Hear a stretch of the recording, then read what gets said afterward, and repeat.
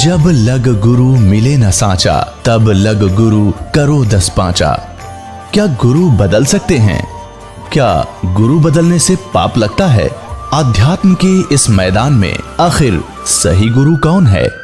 गीता जी में वर्णित तत्वदर्शी संत कौन है? इन सभी प्रश्नों के उत्तर जानने के लिए अवश्य सुनिए जगत गुरु तत्वदर्शी संत रामपाल जी महाराज के मंगल प्रवचन। बोलो सतगुरुदेव की जय। बंदी छोड़ कबीर परमेश्वर जी की जय। बंदी छोड़ गरीबदास जी महाराज जी की जय। स्वामी रामदेवानंद जी गुरु महाराज जी की जय।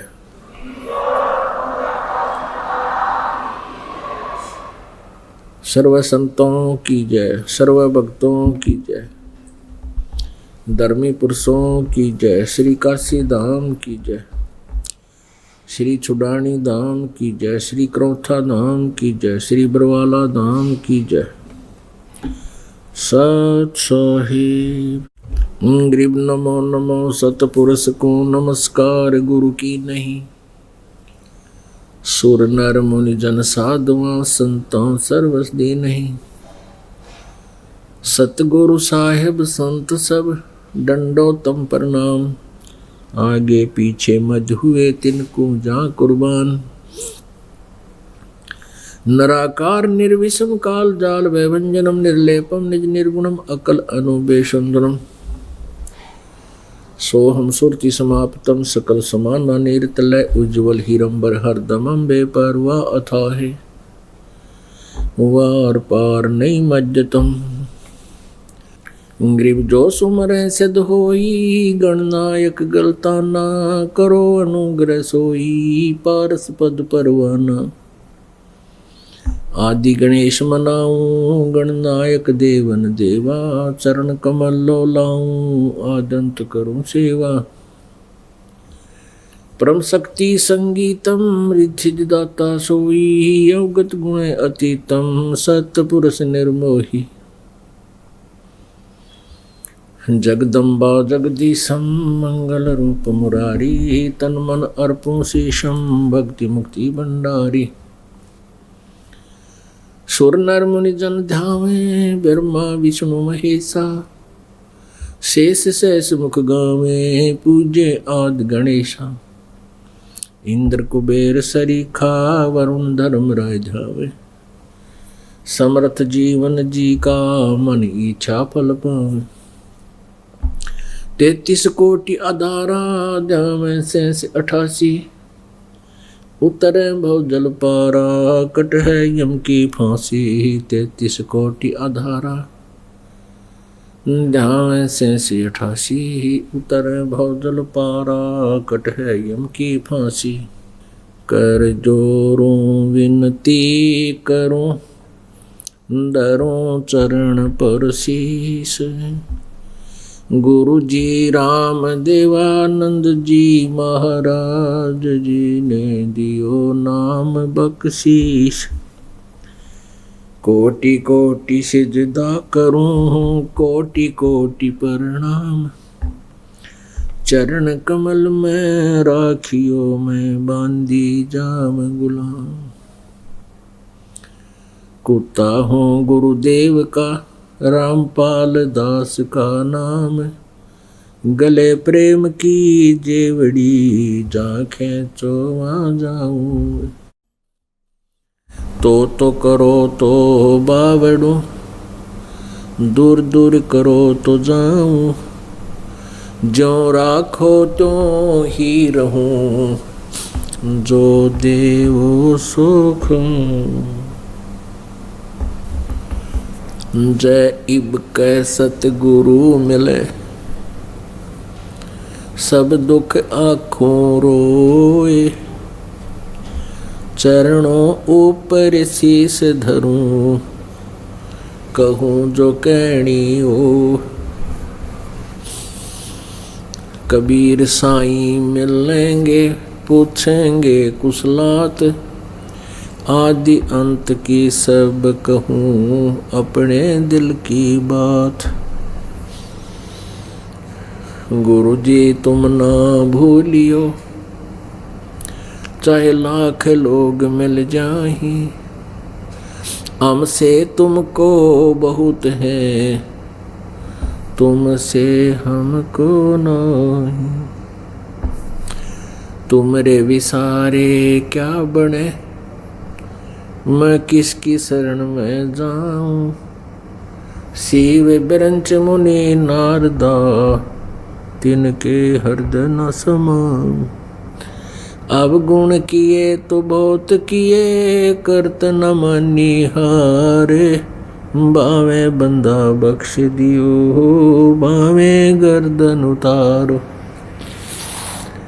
अब गुण मेरे बाप जी, बख्शो गरीब नवाज।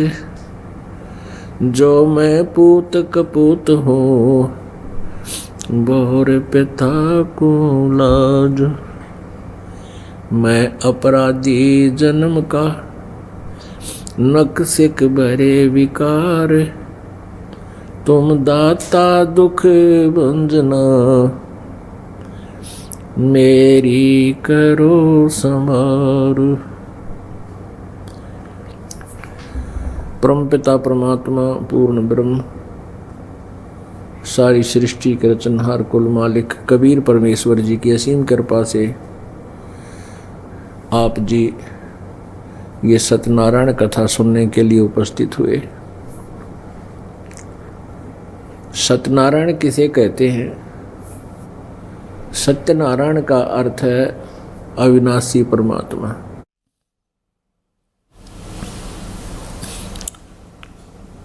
तो अभी तक हमें यही नहीं मालूम था कि सत्यनारायण है कौन, अविनाशी परमात्मा कौन है, और किससे हमारे संकट निवारण होंगे। कौन हमारे भाग्य की रेखा को चेंज कर सकता है, परिवर्तित कर सकता है। अभी तक हमें उस परमेश्वर के बारे में ज्ञान नहीं था। हमारे सद्ग्रंथ उस परमेश्वर की महिमा से परिपूर्ण है। वो सभी सद्ग्रंथ एक ऐसी लैंग्वेज में थे जो जन साधारण नहीं समझ सका था। वो लैंग्वेज थी संस्कृत, और संस्कृत भाषा के पढ़ने का एक ही वर्ण को अधिकार था, ब्राह्मण वर्ण को।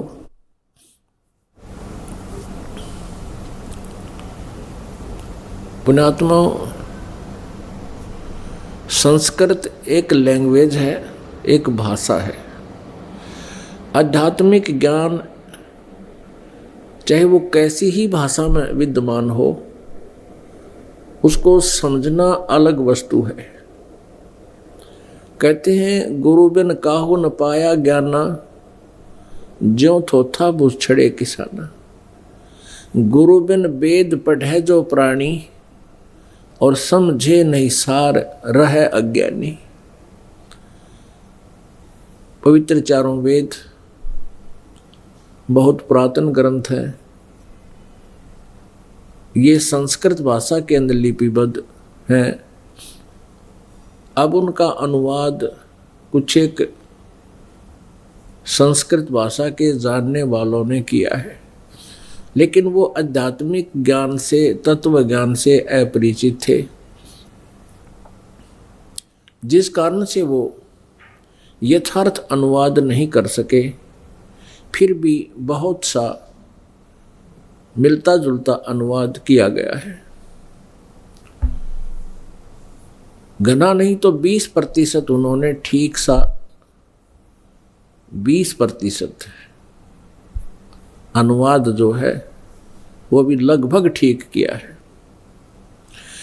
अब वो तत्वज्ञान जो पवित्र वेदों में, पवित्र पुराणों में, पवित्र श्रीमद् भगवत गीता जी के अंदर विद्यमान है, वही परमेश्वर कबीर देव जी ने अपने सच्चिदानंद घन ब्रह्म की वाणी में, कबीर वाणी में लगभग 600 वर्ष पूर्व बोला था, उच्चारण किया था अपने श्री मुख से। और जिसको आदरणीय धर्मदास जी, जो उनके बहुत उन वरिष्ठ वरणीय पुरुष में से अच्छी आत्माओं में से एक थे जिनको भगवान आकर मिलते हैं। ऋग्वेद मंडल नंबर 9 सूक्त नंबर 86 मंत्र नंबर 26 और 27 में, ऋग्वेद मंडल नंबर 9 सूक्त नंबर 82 मंत्र 1, 2, 3 में, ऋग्वेद मंडल नंबर 9 सूक्त नंबर 96 16 से लेकर 20 मंत्र तक, ऋग्वेद मंडल नंबर 9 सूक्त नंबर 97 के 56 और 57 मंत्र में, और भी अनेकों स्थानों पर अनेकों मंत्रों में पवित्र वेदों में ये स्पष्ट किया गया है कि वो परमेश्वर, वो पूर्ण परमात्मा जो पूर्ण मोक्षदायक है, सर्व सृष्टि का रचनहार है, वो ऊपर सतलोक में रहता है। वो तीसरे मुक्ति धाम में रहता है और ऊपर के और 3 लोक और हैं, उनमें भी वही विद्यमान रहता है। वो एक से अनेक रूप धारण करता है। वो अपने उस तीसरे मुक्ति धाम से चलकर आता है, गति करके आता है, और श्रेष्ठ आत्मा, अच्छी आत्मा को वो प्राप्त होता है, मिलता है। फिर उनको आध्यात्मिक ज्ञान प्रदान करता है। आध्यात्मिक ज्ञान प्रदान करने के उद्देश्य से ही परमात्मा सतलोक से गति करके यहाँ इस काल के लोक में, पृथ्वी लोक पर वो प्रकट होते। परमात्मा सशरीर है। परमेश्वर एक रूप में असंख्य ब्रह्मांडों के कुल मालिक के रूप में अकय लोक के अंदर और ऑल कंट्रोलर के सिंहासन पर, कुल के मालिक के सिंहासन पर विराजमान है, और मनुष्य सदृश उनका आकार है। हमारे ही हुनियार है, हमारा सृजनहार, हमारी सब की उत्पत्ति करने वाला, सभी लोकों के रचने वाला वो परमात्मा मनुष्य सदृश है, हमारे ही समान है।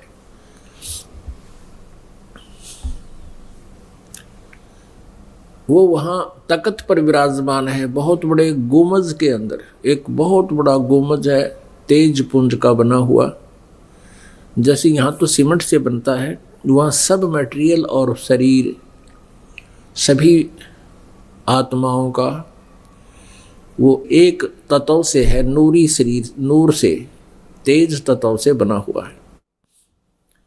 तो उसके बीच में परमात्मा का एक सिंहासन है, उस पर वो परमेश्वर विराजमान है। सचखंड के अंदर भी उसका ऐसा ही स्वरूप है, सतलोक के अंदर भी ऐसा है, फिर अलख लोक के अंदर भी ऐसा ही है, फिर अगम लोक में भी ऐसे ही, और अकय लोक में भी वो एक ही परमात्मा बैठा है। उनकी प्रत्येक लोक में उनके शरीर की रोशनी अर्थात नूर का अंतर है। सचखंड में, सतलोक में परमात्मा सहशरीर है, मनुष्य सदृश है। वहाँ उनके एक रोमकूप में इतनी रोशनी है, करोड़ सूर्य, करोड़ चंद्रमा की मिली जुली रोशनी भी उस परमात्मा के एक रोमकूप के तेज के सामने फीकी रहे।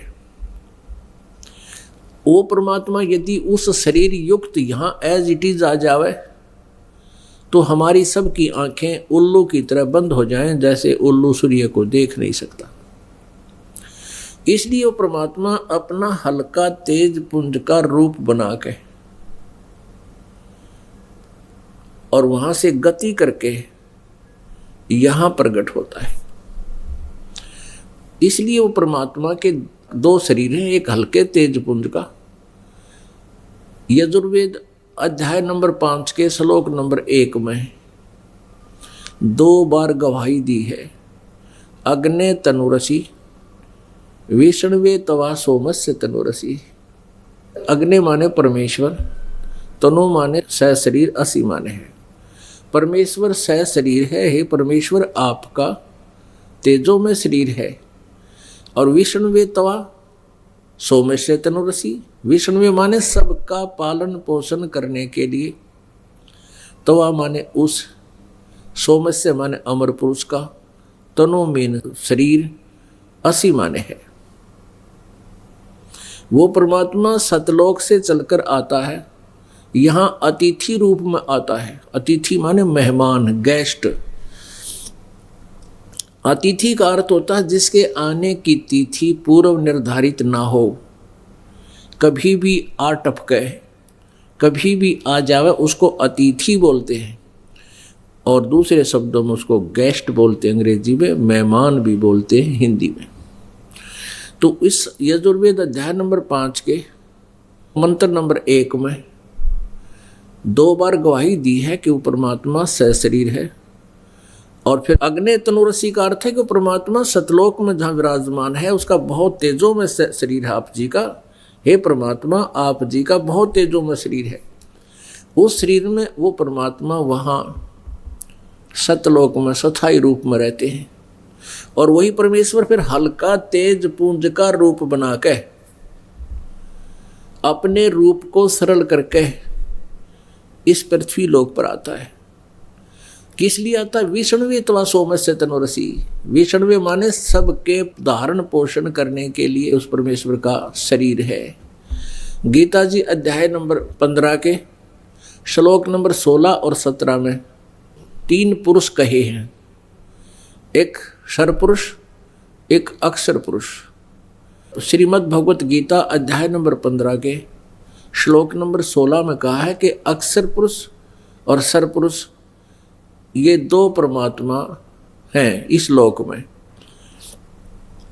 और इनके और तथा इनके अंतर्गत जितने प्राणी आते हैं उन सभी का शरीर नाशवान है और जीवात्मा ये किसी की मरती ही नहीं, वो अलग बात है। इसे सिद्ध है कि श्रीमद् भगवत गीता अध्याय नंबर 15 के श्लोक नंबर 16 में सरपुरुष और अक्षर पुरुष ये दोनों पुरुष, दोनों प्रभु नाशवान बताए हैं। वैसे अक्षर पुरुष का अर्थ होता है अविनाशी परमात्मा, लेकिन श्रीमद् भगवत गीता अध्याय 15 के श्लोक 17 में एक विशेष वर्णन है कि उत्तम पुरुष है तो अन्य है, परमात्मा इति उदाहरत है। ये लोक तरम आविश्य विवर्ती अवय ईश्वर है। 17वें श्लोक में कहा है कि वास्तव में श्रेष्ठ परमात्मा तो कोई और है। श्लोक नंबर 16 में वर्णित सरपुरुष और अक्षर पुरुष से कोई और उत्तम पुरुष तो अन्य, वो और है श्रेष्ठ परमात्मा, अन्य है जो इन दोनों से भिन्न है और वही परमात्मा कहलाता है। क्या उद्देश्य है उस परमेश्वर का?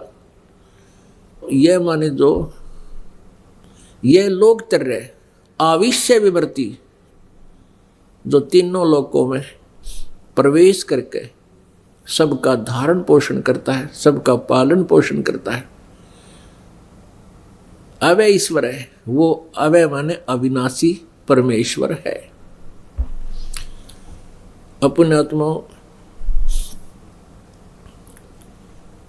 वो पूर्ण परमात्मा, उसका नाम क्या है? वो तत्व ज्ञान को, वेदों के ज्ञान को, जिसमें सूक्ष्म वेद का ज्ञान भी इंक्लूड है, इन 5 वेदों को वो परमात्मा अपनी अमृतवाणी के द्वारा, अपने मुखारविंद से, कविताओं से, लोकोक्तियों के माध्यम से, शब्दों के माध्यम से, यानी पद्य भाग के माध्यम से वो उच्चारित करता है, बोलता है, ऊंचे स्वर में बोलता है। कविताओं से बोलने से उसको वो कवि, उसका नाम कबीर देव है। वो वास्तविक नाम उस परमेश्वर का कबीर देव है।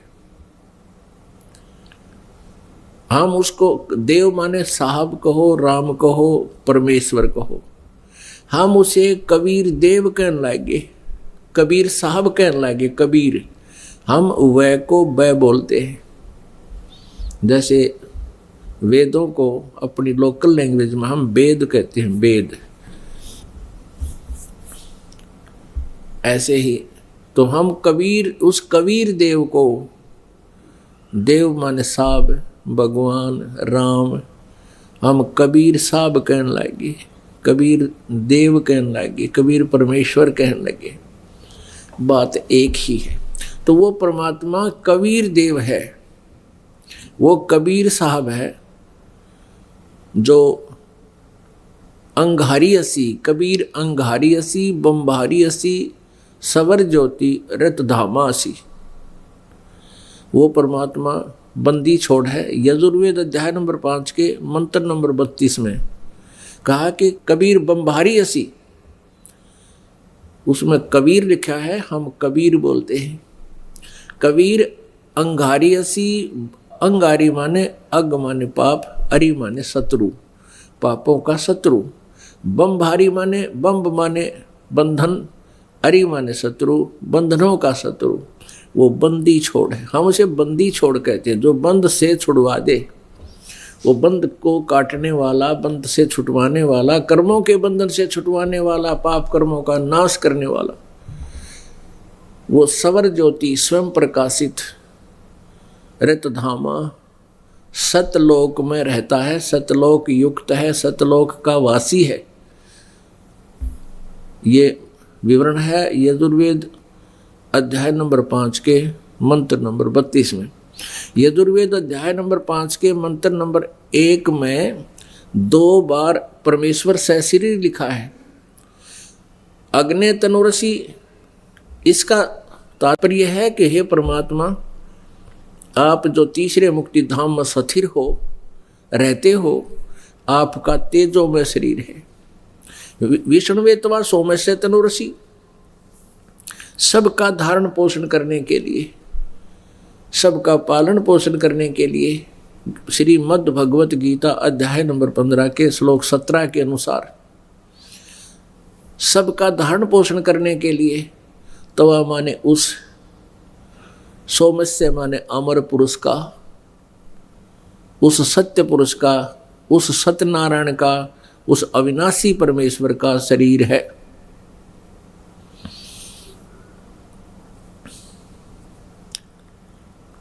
पुण्यात्माओं, हमारे सदग्रंथ बहुत ही अनमोल ज्ञान युक्त हैं। इनको ना समझने के कारण वो संस्कृत भाषा के जानने वाले जो विद्वान कहलाते थे, उन्होंने सदग्रंथों के अर्थों का अनर्थ कर डाला और सदग्रंथों को ठीक से ना समझकर परमात्मा को निराकार बता डाला। कबीर परमेश्वर जी कहते हैं वो पूर्ण ब्रह्म जो सतलोक से चलकर आए थे और ऐसी ही लीला परमेश्वर किया करते हैं, ऐसा वेद गवाही देते हैं। जिनको भगवान का साक्षात्कार हुआ, आंखों देखा, वो संत कहते हैं। आंखों देखा जिन्होंने परमात्मा का साक्षात्कार किया, वो वर्णीय पुरुष यानी श्रेष्ठ आत्माएं जिनको भगवान मिलते हैं और मिले हैं, उन्होंने भी यही बताया है और हमारे पवित्र वेद भी यही बताते हैं, पवित्र सदग्रंथ भी यही बताते हैं। और जो दंत कथा, जो लोकवेद आज तक हमें सुनाया गया था, उन वेद ज्ञानहीन ऋषि महर्षि नकलियों द्वारा, झूठों द्वारा, वो एक दंत कथा थी, अनुभवहीनता थी उन लोगों की। परमेश्वर कबीर देव जी जो काशी में, बनारस में धानक की भूमिका करके चले गए, 120 वर्ष रहे, जो जुलाहा बनकर एक जन साधारण की तरह कार्य किया। ये भी वेदों में लिखा है कि वो परमात्मा, ऋग्वेद मंडल नंबर 1 सूक्त नंबर 31 के मंत्र नंबर 18 में लिखा है कि मनुष्यवत अग्ने, हे मनुष्य के समान परमात्मा, अग्नि माने परमेश्वर, आप एक जीवन, एक जन साधारण की तरह अपना कर्म करके, निर्वाह करके दिखाते हो, लीला करते हो। आप प्रत्येक युग में ऐसी लीला करते हो। हे परमेश्वर, एक बार फिर आइए और हमें ज्ञान दीजिए उसी प्रकार फिर आइए और कुछ दिन हमारे बीच में आप रहिए। तो पुण्यात्माओं, परमेश्वर कबीर जी कहा करते, वेद मेरा भेद है, मैं ना वेदन के माही, और जौन वेद से मैं मिलूं वो वेद जानते नहीं। ये चारों वेद मेरी ही महिमा का गुणगान कर रहे हैं, लेकिन इन चारों वेदों में मेरे पाने का वो यथार्थ मंत्र नहीं है। चारों वेदों में गुणगान तो पूर्ण परमेश्वर का ही है 90%, 10% अन्य क्रियाओं की जानकारी है, और उनमें ब्रह्म काल ब्रह्म की भी थोड़ी सी व्यवस्था है कि ये क्या करता है, इसकी क्या क्षमता है। और केवल पूजा की विधि इस ब्रह्म तक की है, ओम नाम का जाप। ब्रह्म कहो, इसे सर्वपुरुष कहो, इसे सर्वब्रह्म कहो, ज्योत स्वरूपी निरंजन काल कहो। ये 21 ब्रह्मांड का स्वामी है। गीत श्रीमद् भगवत गीता अध्याय नंबर 15 श्लोक नंबर 16 के अनुसार सर्वपुरुष व अक्षर पुरुष ये दोनों नासवान हैं। ये सर्वपुरुष इसको ब्रह्म भी कहते हैं, ज्योत स्वरूपी निरंजन भी कहते हैं, इसको काल भी कहते हैं। ये 21 ब्रह्मांड का स्वामी है, प्रभु है, भगवान है, पुरुष है।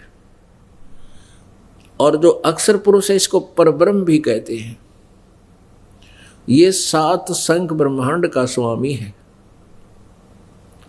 ये भी नासवान है। वैसे अक्षर पुरुष का अर्थ अविनाशी होता है, लेकिन श्रीमद् भगवत गीता अध्याय नंबर 15 श्लोक 17 ने स्पष्ट कर दिया कि उत्तम पुरुष तो अन्य है, श्रेष्ठ परमात्मा तो सर्वपुरुष और अक्षर पुरुष से कोई और है,